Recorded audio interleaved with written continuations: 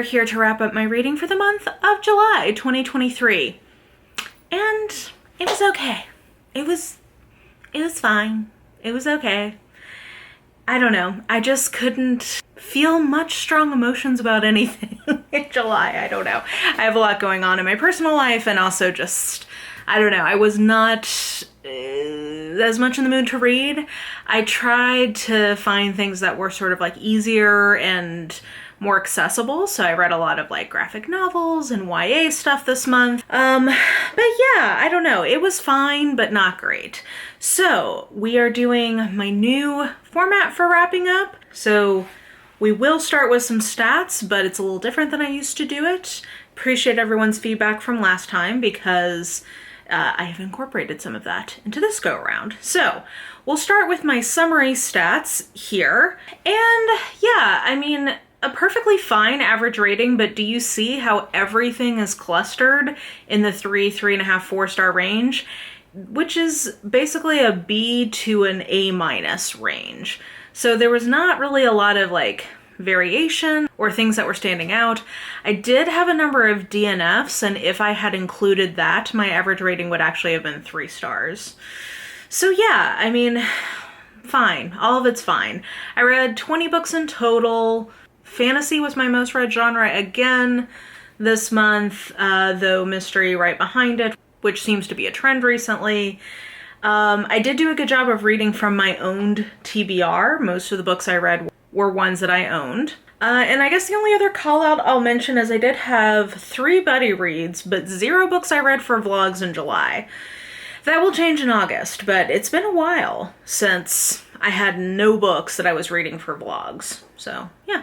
Anyway, that is sort of the summary of my reading, by the numbers at least. These are the 20 books that I finished in July, and yes, I excluded all of the DNFs from this view. So here are the 20 that I finished, of which 3 were advanced reader copies, all of which I gave 3.5 stars to. I would say Bookshops and Bone Dust was 3.5 verging to 4, whereas both Vampires of El Norte and The September House were 3.5 more on the 3-star side. I'm going to talk more about the Travis Baldree later on. So for Vampires of El Norte, I'll just say that considering I was expecting this to be a horror novel, I felt like we did not have nearly enough spooky stuff going on. Like, there was a little bit, but I would say this mostly reads like historical fiction or historical magical realism rather than horror, which is what I was kind of expecting. So I'm gonna say it might just be that Isabel Cañas is not an author for me. This is the second book I've read from her, both of which I thought were fine but didn't love. So yeah, I mean, it's a Book of the Month Club pick this month, so if you want to give it a try and you're a member, you know, you could do that. But if you're looking for a strong horror element, I would not steer you towards this book. The September House, I do think, is definitely horror, and it has a lot. I think it plays with expectations in some interesting ways. I liked, ultimately, I think, how the themes were handled, and I think the conclusion, like the final payoff of the horror, is very effective. It is a haunted house story, and you get the haunting like straight out the gate. There's no build. I thought the pacing of this was basically just kind of wonky, but there were enough things in here that I think if you're looking for a haunted house story, I think that this is a decently satisfying version of that. So yeah, 3.5 stars, didn't love it, didn't hate it, B+, solid, it's fine. And then these are the books that I read for either a challenge or a project or a buddy read. So, like I mentioned, I had 3 buddy reads, so that was The Cask, Last Argument of Kings, and Tomorrow and Tomorrow and Tomorrow. My favorite of those by a country mile was Last Argument of Kings, which I gave 4 stars to. I overall would give that trilogy 4 stars. We're going to talk more about Tomorrow and Tomorrow and Tomorrow later in a different category. I did want to mention that I had a live stream for the Blades and Bodice Ripper book club for The Cask here on my channel, so I will link that somewhere if you're interested. I had 2 books in my Reading Roberts challenge that I finished. I did DNF Her Mother's Keeper because it was giving me the ick, the fact that the hero was a plausible love interest for either the mother or the daughter. I just couldn't get past that in a romance. So I actually finished these 2 books. And then I made some progress on my series TBR with 4 other books. So I had a couple I wanted to talk about a little bit more in detail before we moved on. Oh, actually it's most of them except for the buddy reads. Okay, let's start with, oh, here's the cask, FYI. Let's start with, this is the finale of A Good Girl's Guide to Murder. So it's a trilogy, and I read book 2, which is Good Girl, Bad Blood, and As Good as Dead. And it is very hard to talk about either of these books and my thoughts on them without being spoilery, because I had so, okay, I'm trying to figure out how to talk about these. So I'm going to give this finale the award for most complicated feelings towards it, because this, I had issues with, like, I thought that it was a pretty worthy successor to the first book.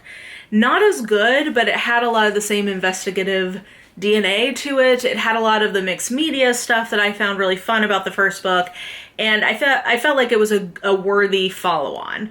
However, thematically, I had some problems with the course the character was taking vis-a-vis sort of their ethics and kind of feelings about true crime, and like their participation in that realm via their podcast.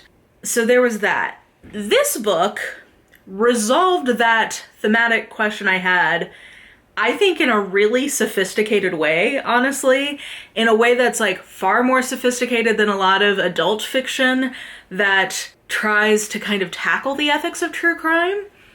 However, I just thought the pacing in this was like not great. And this is a book that a ton of people hate. Like, a lot of people really do not like this as the finale and don't like the kind of direction the series goes, which I can understand because it's a choice and it's like a deviation from kind of where things were seemingly plotting ahead. However, I think that, like I said, if you look at this thematically, this book actually makes a lot of sense and is actually a super interesting take. I can understand, though, tone and plot-wise, why people felt like it was a real shift. So yeah, my weird take on this, or my complicated feeling, is that I do agree this is the worst of the 3, but like, mostly because I thought it was too long and there was not enough mixed media in it. I actually kind of love the idea of what the ending is. So yeah, so I finished this series. Hurrah for me. I'm not going to hold on to these 2. I will hold on to A Good Girl's Guide to Murder, and I would tell you that if you want to read that one as a standalone, you certainly could. So I would recommend that book, and I would also tell you, you know, your mileage may vary on continuing in the series, but I think that first book definitely is worth seeking out. But most complicated feelings about a series goes to this. And then I wanted to highlight these 2 as hyped and not hyped endings to duologies, both of which I think deserve a lot of praise. So they're very different books and very different genres, but I think both of these are really satisfying conclusions to the duology that they're in. And this one already has a huge readership and is a classic. This one could use some more readership, in my opinion. So Parable of the Talents is like it's an incredibly accomplished book. It is a modern classic, and honestly, if it's not already being taught in schools, I think it's more impactful if you start with the Parable of the Sower and then get to this one. But this actually, I think, probably can be read as a standalone if you want to jump straight to this. I know some people may feel strongly against that, but I think you could probably read this as a standalone, and I think that this should be taught in schools. This is so prescient to the year. So it was written in the 90s, and it's a dystopia that it's set in America in the 2010s, and to the year it is accurate. It is like spookily correct about the direction America was going in, which does beg the question of like, couldn't we have seen some of this, and couldn't we have stopped some of this? There you go. But I also love the way that this incorporates familial complications. Like, I loved that line of it.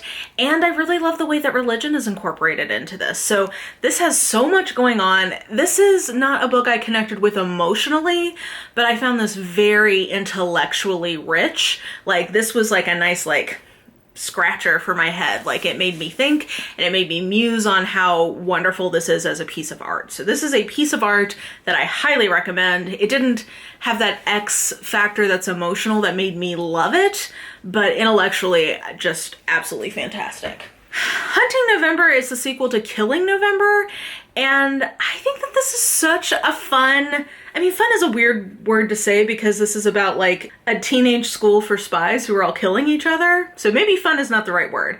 This is a really interesting and well executed adventure YA novel. And I think it actually is a very satisfying conclusion. I would love more in this world and in this series. And I would really recommend Killing November. And I would recommend continuing on because I think that this one is probably not quite as strong as the first one, but I think is a worthy successor and sticks the landing in my opinion. And it came out in 2020, so I think it kind of got lost in the shuffle. But I would recommend this if you like an action adventure kind of conspiracy YA thriller vibe. And then for the Nora Roberts, I just wanted to mention that I continue to love her family dynamics. This is the O'Hurley series. So I don't know. I think that maybe we'll give this, I read The Last Honest Woman and Dance to the Piper. How is it that I keep loving the characters but not liking the romance? Like most ambivalence about how to rate something I think goes to these books because I don't necessarily really like the romances in these this much, but I like the world and the setting and the tone, and the family dynamics are great. So yeah, I have a lot of most ambivalence in terms of what to think of it because these are romances.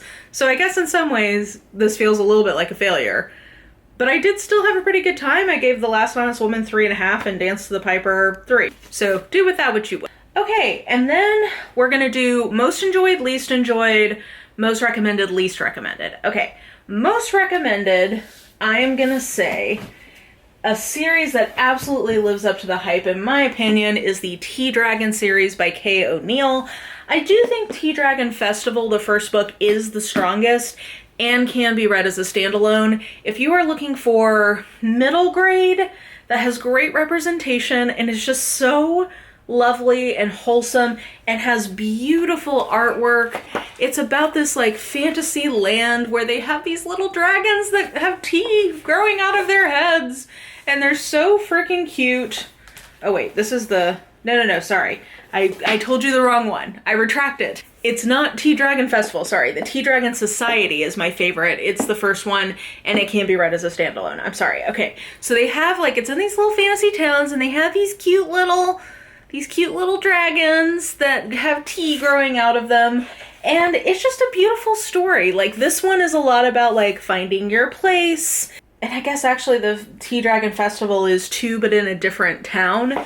The third one comes back to the same town of the first story, and it's about supporting someone as they go through grief, and it's so beautiful. Like, oh, this one did make me cry a little bit. And it also just has such, like, I love the artwork. I'm trying to find a spread to just give you a sense of how, like, yummy and beautiful this artwork is. Like, I just love the way it looks. Okay, so anyway, I most recommend these because I think that this really lives up to the hype and is very just lovely and light and what I was looking for in terms of just a lightness of touch and very cozy. My least recommended, and it's not because I hate this book, I'm trying to be a counterweight to the hype. I'm gonna say Tomorrow by Gabriel Zevin. I read this for my work book club and I just don't know what to tell you. I think that this is perfectly fine, but I am honestly pretty baffled why this is like such a breakout hit and everybody else seems to love this. I don't know, I'm missing something here, guys. Like, I guess it's like a coming of age story. It's a lot about friendship, and gaming and following these two main characters, actually I guess three, over the course of their life and friendship together. betrayals, joy, like all of that. I struggled with the actual writing voice, which might have been part of it. I think other people like the actual writing a lot more than I did. It kind of was hitting my ear weird. So I don't know. I gave this 3 stars. I thought it was fine, but I've read way better versions of this, I feel like. I don't know. For example, I would say a recent read from me that I think is probably getting at the things people like in this, but does it, in my opinion, way better, is My Brilliant Friend by Elena Ferrante. If you're looking for just sort of general fiction that is talking about friendship over the course of time, like from childhood and onwards, I would more recommend that for sure over this. So I don't know. I don't understand. So I'm giving it 3 stars. It's not terrible, but I'm putting it on my least recommended just to like give you an alternative perspective to everybody else telling you to read this book. Okay, and then most and least favorite. Least favorite, sadly and shockingly, is The Night Eaters by Marjorie Leo and Sana Takada, who write Monstrous, which is one of my all-time favorite fantasy series, period.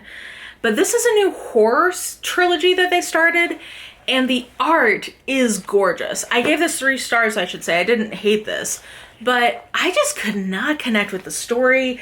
I was talking to Bethany about this. I do think that it's supposed to be a lot about like prejudice that we experience, like that we saw during the pandemic against the Asian community and like pandemics in general. So I think that's an interesting layer, but I just did not connect with the story at all in this one.